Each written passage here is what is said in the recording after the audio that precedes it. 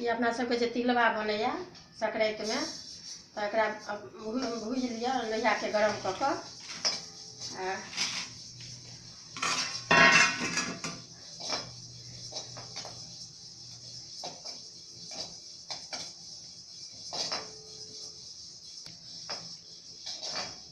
भऽ गेल इहो लाल आब इहो भऽ गेल आँच बंद कऽ दियौ बाद में गुड़क पाक कऽ कऽ फिर बनेबै लाल तिलबा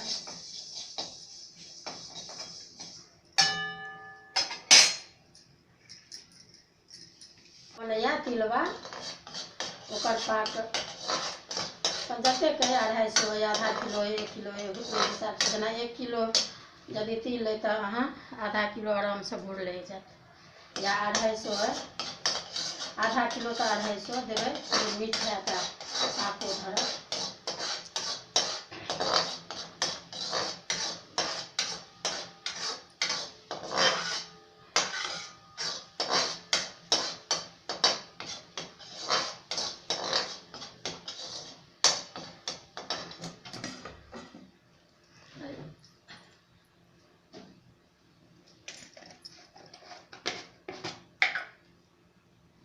इलायची के बुकनी अहू में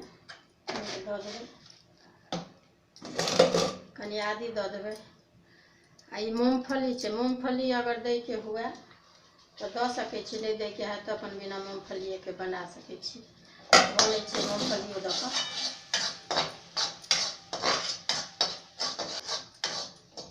भऽ गेल अहू के पाक जेना ओहि सबके लाइट उड़ छै तहिना तिलबो के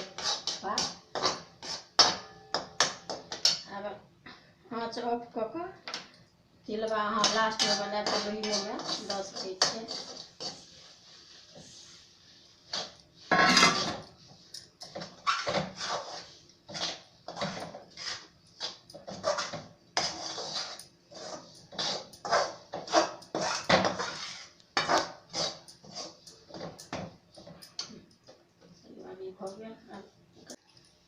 भऽ गेल आब एकरा अपन जेहन मोन करे बनबै के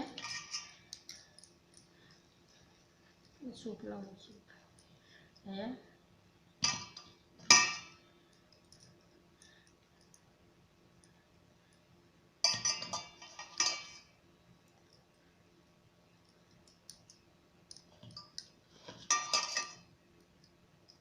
लेकिन 100 ग्राम के तिल है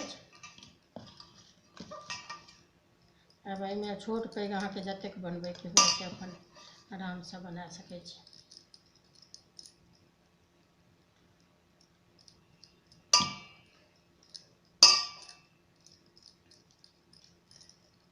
गरम अगर लागे बनबै में तो हाथ भिजा भिजा ले तखनो पाकत नहीं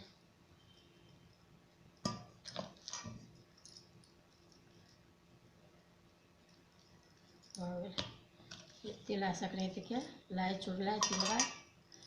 भूज के मन हुए तो भूज के बनाबी अगर भूजा वाला से बिकाइत रहे छै अगर ओ न आनब तो और बढ़िया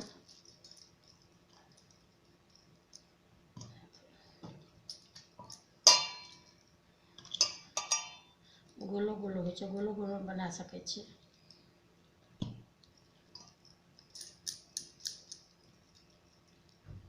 भऽ गेल अभी तैयार है एकरा आधा घंटा में लाई चुड़लाई आ तिलबा खा सकै छी सब गोटे बन गेल आब ई मुरही के लाई अछि आ ई चूड़ा के चुड़लाई अछि आ ई तिल के तिलबा अछि ई 100 ग्राम तिल अछि अपन अंदाज से जते बनेबाक हुए तो सबटा कहबे केलहुँ हेँ तो अपना सबके वएह छै जे तिला संक्रांति में सब चीज बनैया अपन धिया पुता सब गोटे खाइ छी अभी बन कऽ तैयार भऽ गेल आधा घंटा 1 घंटा लगभग भऽ गेलै आब एकरा से डिब्बा में ढक्कन बढ़िया से बंद कऽ के राखब जे मसुआत नहीं आ अपन जते दिन 10 दिन 15 दिन 10 दिन जते दिन लोग अपन बनबैया बेसी के तो अपन खाइत रहैया।